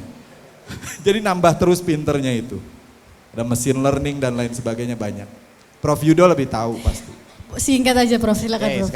Sekarang aku tanya, kalau kita beli Indomie, biasanya ditambahin apa? Telur.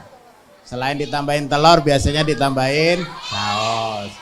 Nah, bayangkan kalau ada sekian juta orang seperti itu, transaksi, lalu disimpan, mesin bisa jawab nggak? Biasanya kalau orang beli Indomie juga beli telur, kamu mau beli telur nggak? Kita kan langsung mikir, kok bisa tahu ya bahwa saya juga mau beli telur juga? Karena dari kebiasaan kita. Itu sebenarnya AI. Kalau datanya udah kekumpul banyak, oh biasanya orang yang beli Indomie dia akan juga beli telur. Biasanya orang beli telur habis itu juga beli saus. Habis itu biasanya sama sawi.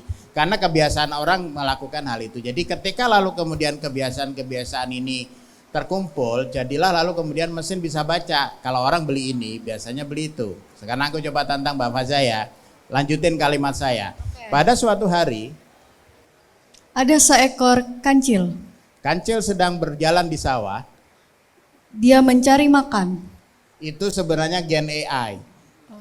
Jadi kalau sudah ada tekstual banyak, orang biasanya kalau bilang pada suatu hari, biasanya kelanjutannya ini yang tadi disebut Pak Dian.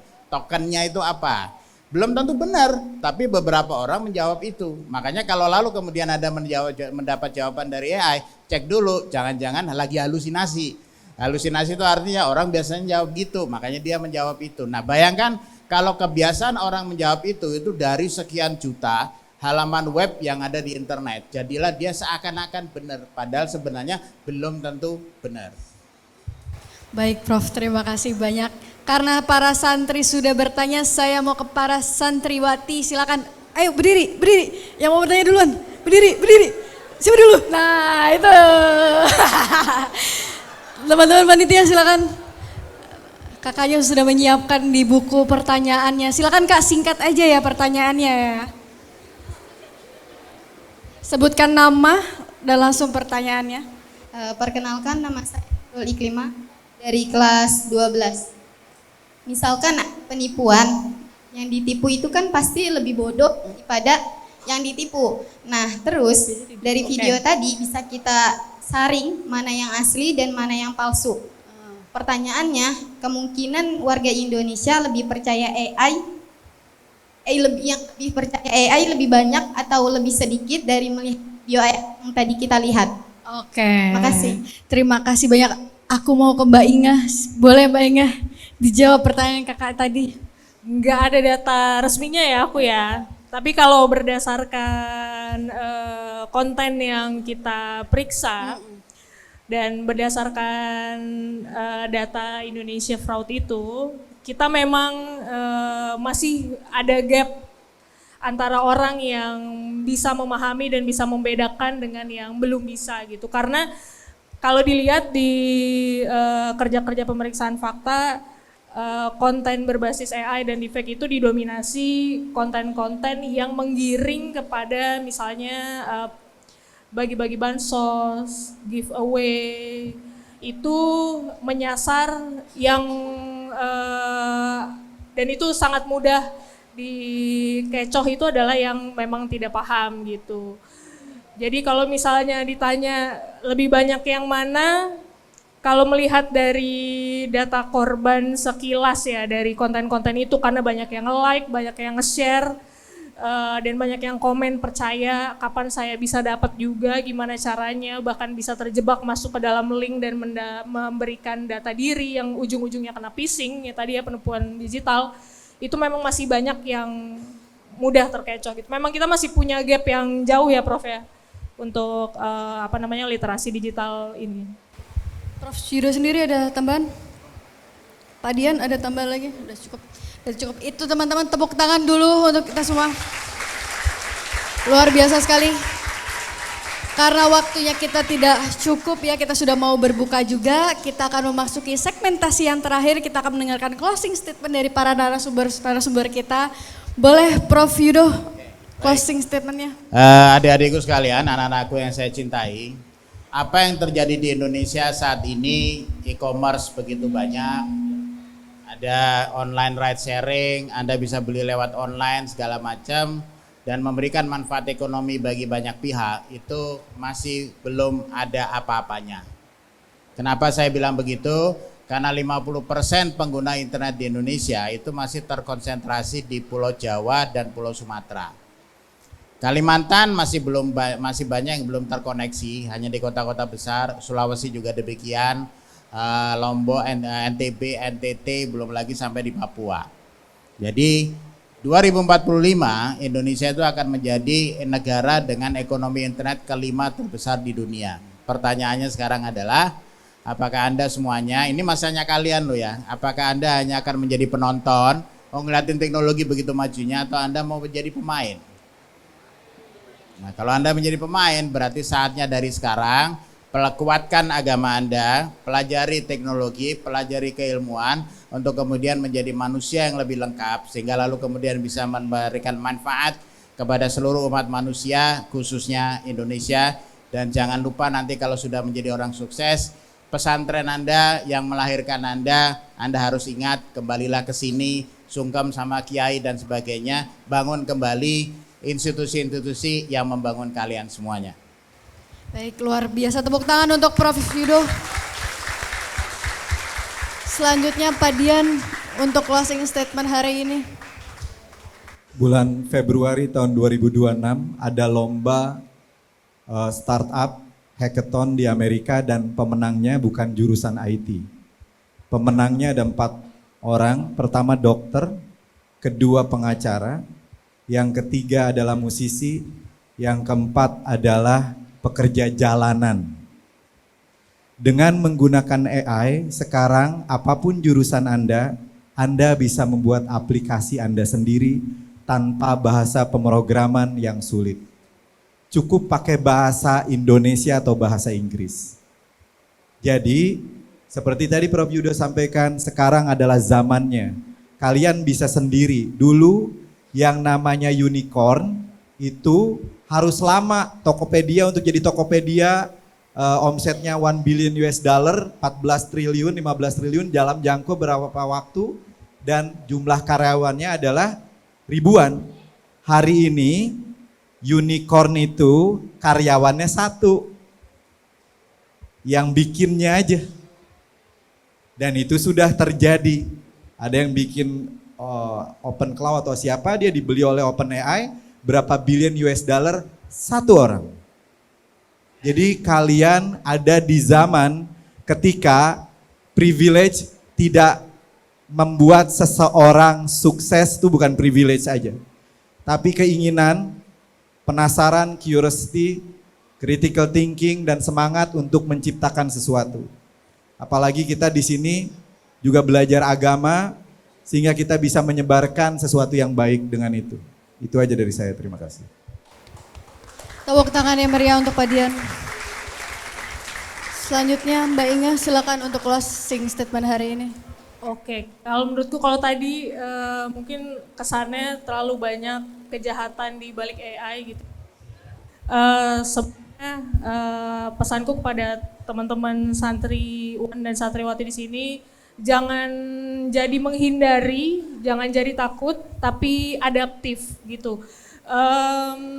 Kami pemeriksa fakta media itu juga memanfaatkan AI sebenarnya untuk membantu literasi gitu. Jadi sebenarnya teknologi AI tidak hanya bisa memproduksi hal yang jahat, tapi juga bisa memproduksi hal yang baik. Jadi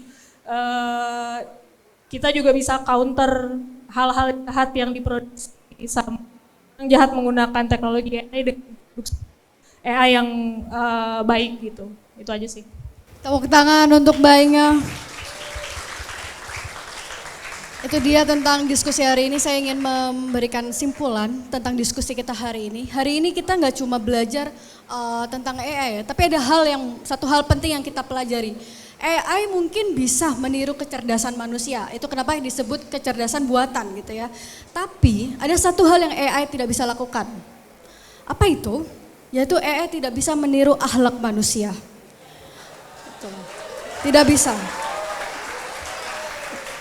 teknologi, AI itu sebagai alat, tapi akhlak itu sebagai arah kita nantinya.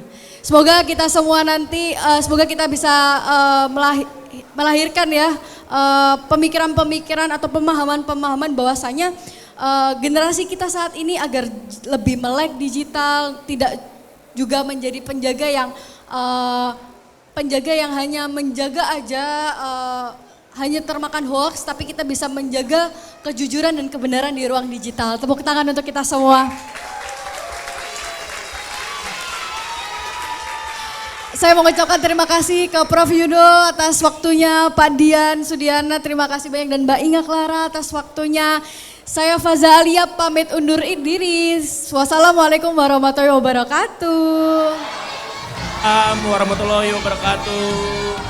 Terima kasih Kak Faza dan terima kasih kepada narasumber. Sebelum beranjak, kami persilakan untuk narasumber berdiri dan Kak Faza berdiri karena sebentar lagi akan ada sesi pemberian plakat dari TV Tempo kepada narasumber. Untuk itu kami undang kembali Direktur TV Tempo, Kang Anton Aprianto untuk memberikan plakat.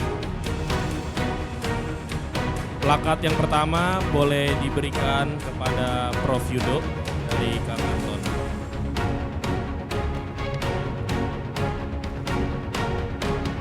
Maaf, mungkin Pak Dian dengan Mbak Inge boleh geser ke kanan sebentar.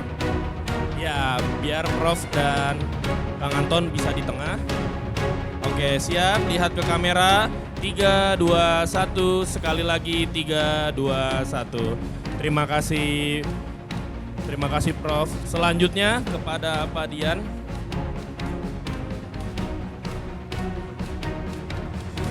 Ya, boleh lihat ke kamera Pak, Kang. Silakan 3, 2, 1. Sekali lagi 3, 2, 1. Oke, terima kasih Pak Dian. Oke, 3, 2, 1. Oke. Yang terakhir kepada Kak Inge.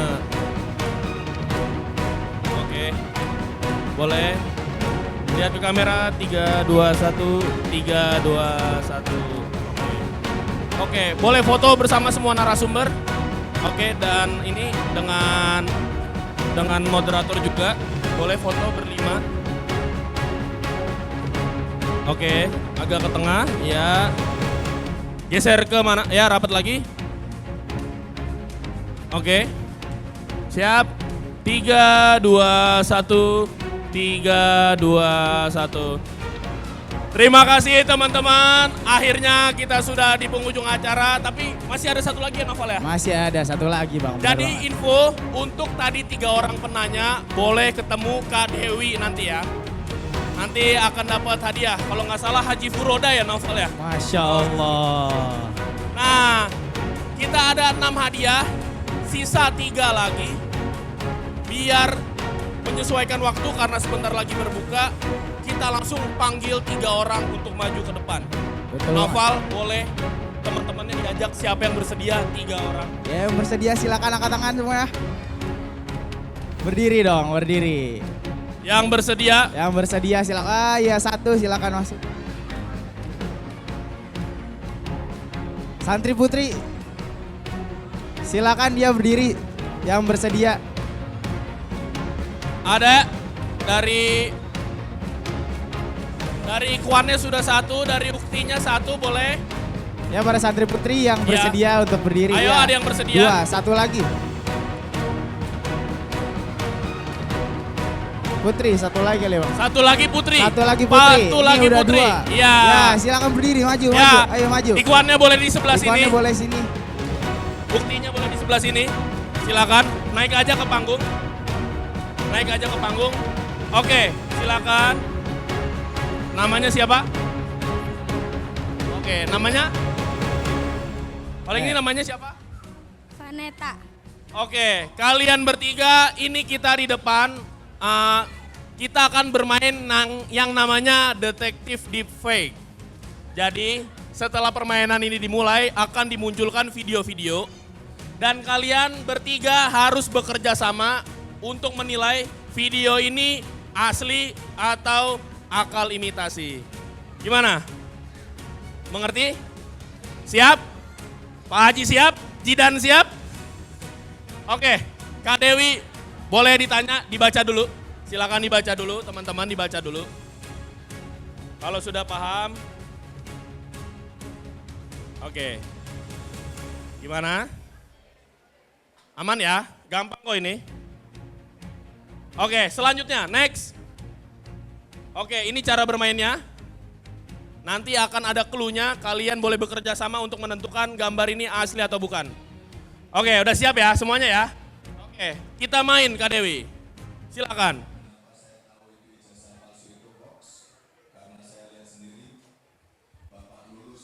Ini dibaca ciri-cirinya. Menurut kalian ini deepfake, ini asli atau palsu? Kalau palsu ciri-cirinya apa? 10, 9, 8, 7, 6, 5. Gimana? Silakan berdiskusi bertiga. Ya, silakan. Jawabannya apa? Silakan dipilih. Nomor berapa? Nomor berapa? Ada itu ada 1, 2, 3, 4, 5. Mau pilih nomor berapa? Nomor 3. Ketidaksinambungan pergerakan badan. Oke Kak Dewi, boleh dipilih yang nomor 3 Kak Dewi? Iya, silakan.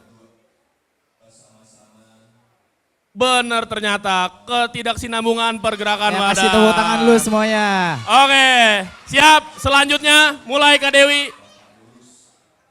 Oke, ciri-ciri selanjutnya apa?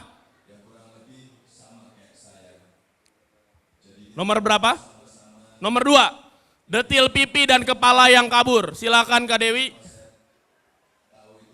Wah, bener lagi teman-teman. Oke, next. Selanjutnya. Ya, di play lagi next.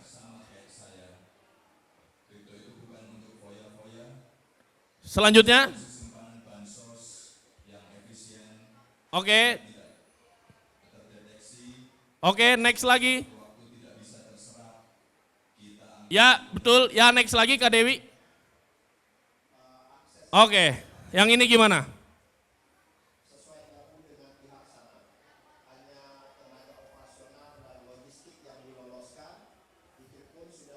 Oke. 5, 4, 3, 2. Nomor berapa? Nomor 4. Paling bawah, video asli. Video asli Kak Dewi, silakan. Ternyata ini video palsu teman-teman. Waduh. Sekali lagi. Salah Bang Rati. Aduh, berarti puasanya bener nih, kurang fokus. Silakan.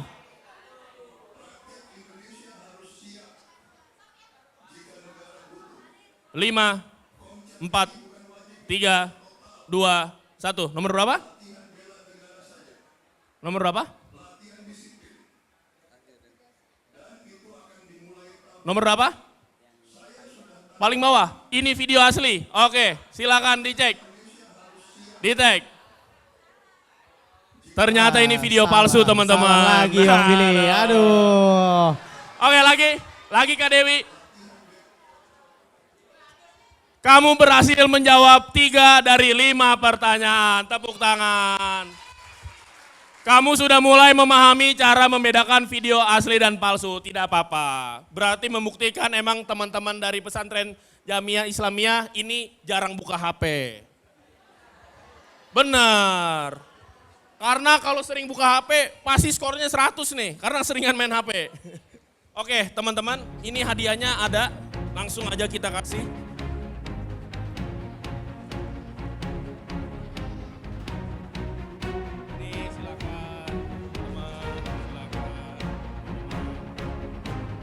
Oke, teman-teman, terima kasih sudah mau mengikuti diskusi kali ini bersama TV Tempo.